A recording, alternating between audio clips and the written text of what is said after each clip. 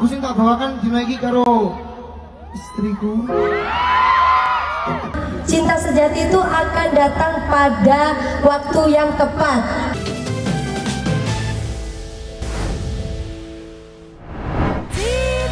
Panggil istriku, bikin warganet salfok. Happy Gilga sudah menikah. Happy Asmara sepertinya sedang dilanda cinta. Bagaimana tidak nih? Ada yang tidak sengaja tertangkap sama kamera dalam sebuah kesempatan sesi live di sosial media. Happy secara tidak sengaja memperlihatkan kalau dirinya sedang mendapatkan telepon dari seseorang yang ia simpan dalam HP dengan nama Bojo. Atau dalam bahasa Indonesia, Bojo artinya suami. Lantas, benarkah Gilga syahid yang dimaksudkan bojonya Happy Asmara? Bojo itu kan artinya kan suami atau istri ya, pasangan hidup ya. Memang panggilannya kan udah ayah bunda. Iya. Dan semua netizen tahu itu. Iya, saat ini Happy sedang dikabarkan menjalin hubungan asmara dengan penyanyi dangdut koplo itu. Tapi Happy sendiri belum mau terbuka nih. Namun pelan tapi pasti, Gilga kini terang-terangan menunjukkan rasa cintanya pada Happy. Terbukti, ia kembali tak sungkan memanggil Happy dengan panggilan istriku di atas panggung saat konser di Madiun Sabtu malam kemarin. Ini lagu sing tak bawakan dina iki karo istriku. Cinta sejati itu akan datang pada waktu yang tepat. Kalau krungu dhewe to. Aku kenal bojoku belum seminggu asli ini. Wow. Seminggu mencintai langsung tak rabi. Kuwi kalau ngarang tenani ono kuwi ah.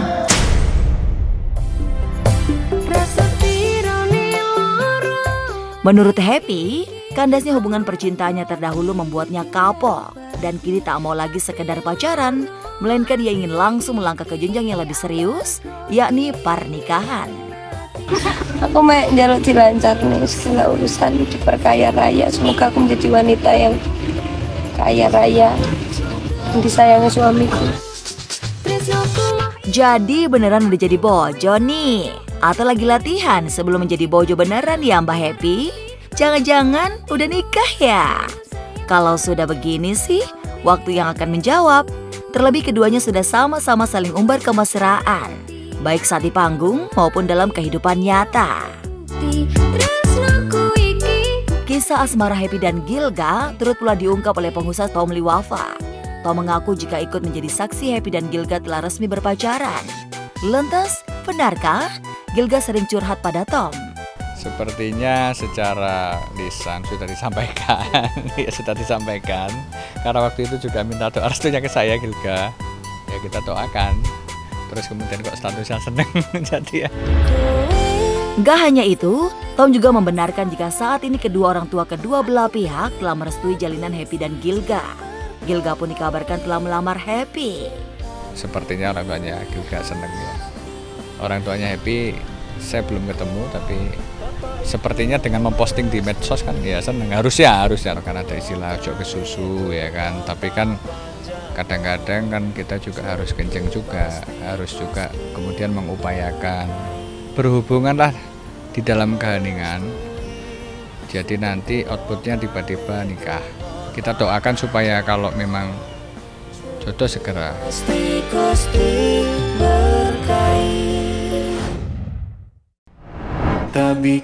Apapun kulakukan demi dirimu tetap bersamaku.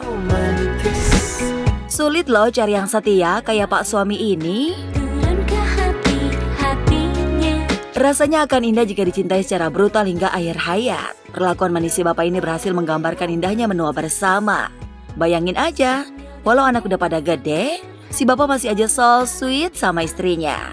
Panggilan sayang itu gak sengaja direkam oleh anaknya saat si bapak lakukan panggilan telepon. Duh, pasti masih mudanya si bapak orangnya setia banget nih. Lupakan ada waktu.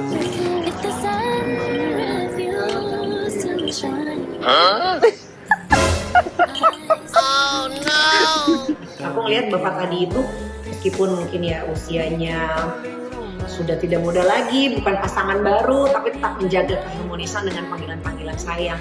Nah kayaknya kalau anak sekarang karena sering nonton Korea manggil pasangannya tuh Yobo tuh kan sayang gitu.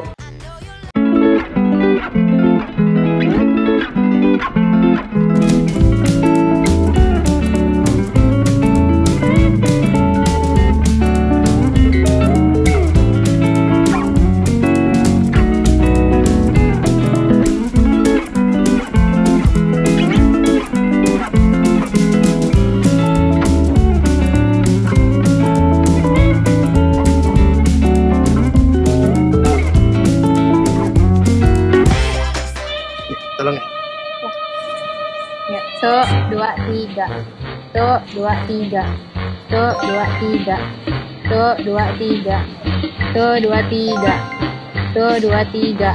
Bagus banget, Pi. Tuh, 2, 3. Oke, terus ganti gaya. Tuh, 2, 3. Oke. Mau coba kibulin istri tapi akhirnya kepergok. Si suami pura-pura lagi tidur sambil pakai kacamata hitam. Mentang-mentang gak kelihatan matanya, ternyata lirik-lirik teteh seksi di sebelahnya. Untung si istri nyadar tuh. Gimana sih Kang? Kayaknya udah janji cuma si istri seorang yang ada di hatimu. No, no, no, no. No, no, no, no.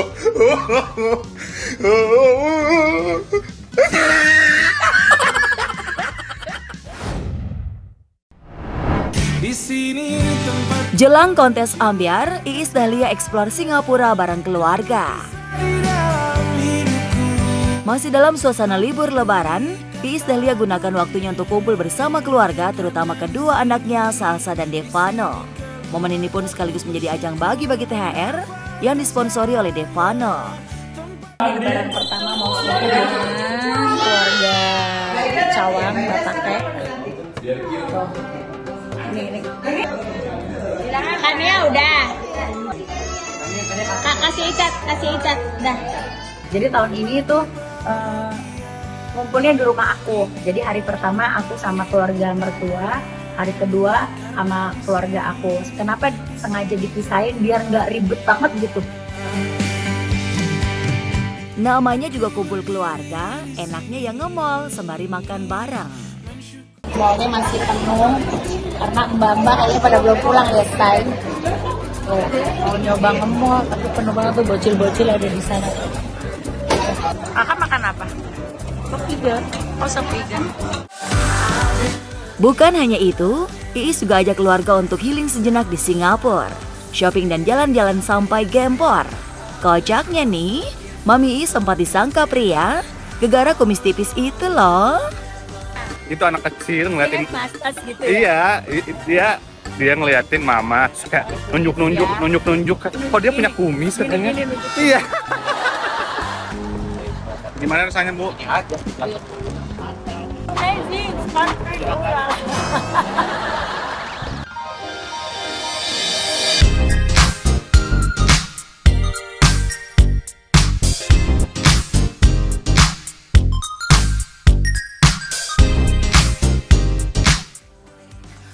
Iya, semua Iis sengaja lakukan sebelum mulai disibukkan dengan berbagai kegiatan syuting yang sudah menanti.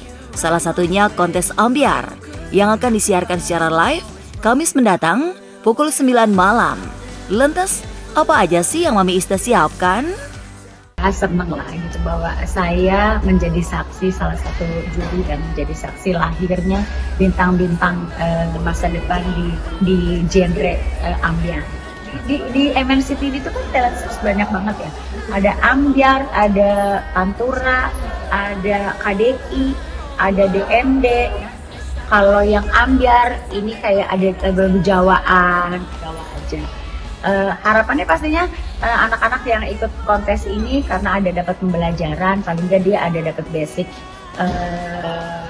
ilmu bahwa untuk tampil di TV itu seperti ini, stage act itu seperti ini, jadi dia lebih mengerti produksi TV itu seperti apa, sebelum acara itu harus bagaimana, itu sih. Dan itu sebenarnya itu bekal yang penting banget supaya dia punya bekal yang bisa bisa mensupport karirnya dia di masa yang akan datang. Harapannya seperti itu.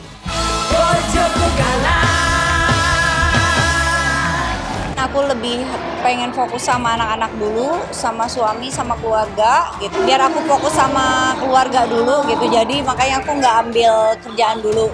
Aku juga merasa kayak ya tanggung jawab aku sebagai ibu, sebagai istri. Ya aku juga nggak boleh egois dengan aku selalu kerja. Suami juga mungkin kayak udah saatnya mungkin untuk di rumah dulu aja lah gitu sama anak-anak. Ujian berat hidup Zaskia Gotik. Habis-habisan suami terseret kasus korupsi.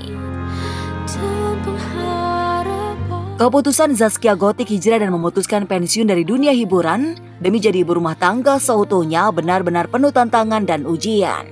Di tengah Gotik menanggalkan pamor keartisan dan memilih jalan sunyi religi dan sepenuhnya mengabdi pada suami tercinta, Sirajuddin Mahmud Sabang. Sang suami lagi-lagi terbelit kasus korupsi.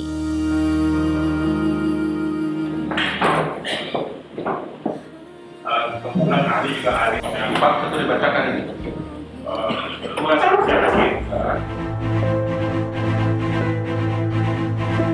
Iya, Gotik dan keluarga harus menelan kenyataan pahit. Sang suami tercinta dicecar jaksa penuntut umum terkait aliran dana Sirajuddin untuk Arif Yahya, terdakwa kasus korupsi pembangunan gereja di Papua.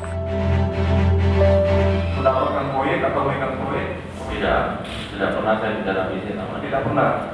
Terkait dengan pekerjaan tidak ada ya? Tidak.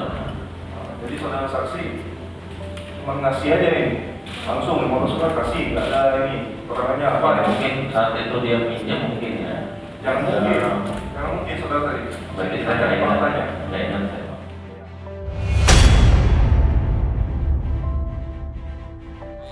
Sesuai keterangan saya tidak tahu menau terkait proyek ini. Udah, tadi kan dengar juga kan. Tinggal nunggu aja waktunya biar clear ya. Tadi kan ditanya.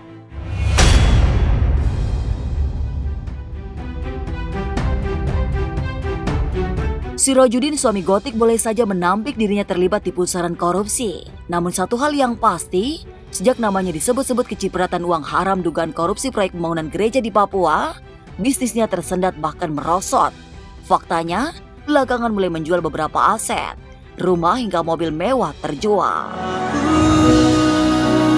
Tak hanya itu, Zaskia Gotik yang baru hitungan bulan hijrah dan menanggalkan label keartisan jadi ibu rumah tangga, mulai merintis bisnis jualan baju, seolah ingin menopang kondisi bisnis suami yang terombang-ambing.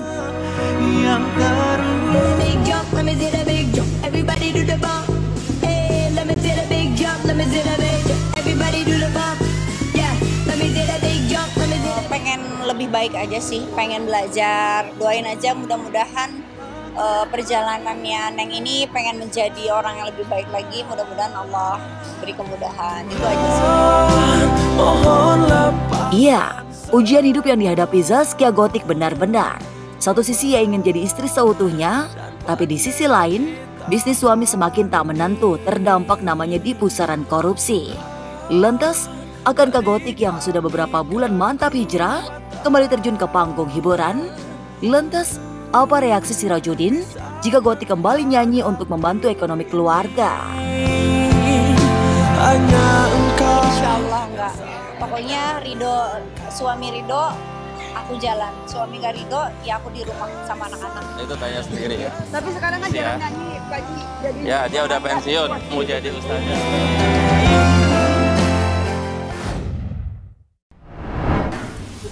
Dio, are you ready to go back to center? Bangganya Donna Darius, Diego bakal masuk timnas U16. Di saat tim nasional U23 berjuang keras untuk bisa lolos ke babak perempat final Piala Asia lewat pertandingan melawan Yordania tadi malam, pasangan Donna Agnesia dan Darius Sinathrya juga tengah mempersiapkan Diego Andre Sinathrya, putra kedua mereka, untuk mengikuti seleksi timnas U16. Wow! Come on Diego! Switch! Nice job! Come on Leo! Iya, awal Mei ini, Diego yang tengah menempuh sekolah bola di Akademi Paris Saint-Germain Evian Prancis, dipastikan akan mengikuti seleksi timnas U16. Hai. Kalau Diego untuk tahun ini memang dapat panggilan seleksi. Iya. Masih seleksi. Meski baru seleksi, namun hal itu cukup membuat Donna dan Darius bangga. Mereka langsung meminta Diego segera pulang ke Indonesia untuk melakukan berbagai persiapan. Ya, seleksinya awal bulan Mei, minggu depan anak-anak kita pulangin. Aklimatisasi dulu di sini, penyesuaian sama cuaca, sama waktu jam tidurnya, karena kan beda ya. Jadi biar mereka punya waktu cukup buat persiapan nanti. Menurut Darius, masuk tim nasional adalah impian kedua putranya, Diego dan Lionel. Walaupun tahun lalu Lionel putra sulungnya juga sempat ikut seleksi timnas U17 namun gagal. Darius dan Donna selalu memberikan pemahaman bahwa masuk timnas Indonesia merupakan sebuah pengabdian. Ya, mimpinya anak-anak juga, mereka eager banget, mereka pengen banget untuk bisa bela timnas, cuma ya aku selalu kasih pemahaman mereka bahwa timnas itu pengabdian. Jadi ketika mereka menempa diri mereka cukup keras untuk bisa jadi pemain yang diandalkan di timnya, otomatis pasti ada kesempatan untuk membela timnas. Kepulangan Diego ke Indonesia tentu membuat Donna senang. Selama ini ia selalu rindu dengan kedua putranya lantaran tinggal berjauhan. Padahal akhir April lalu, Donna baru saja menemani Leo dan Diego di Eropa dan mengajak keduanya makan makanan khas Indonesia. Hari ketiga di Braga, hari ini Leo sama Diego harus balik ke Evian. Tapi sebelum nganter Leo sama Diego ke airport Porto, kita makan siang dulu ya. Ini adalah restoran Indonesia. Kakak Leo makan apa? Ini ayam penyet, nanti ada sate sama nasinya ya. Ayam penyet, not penyet.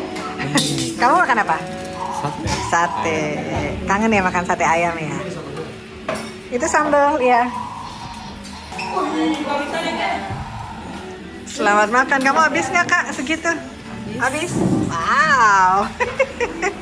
Bon appetit. Kita dijauhkan oleh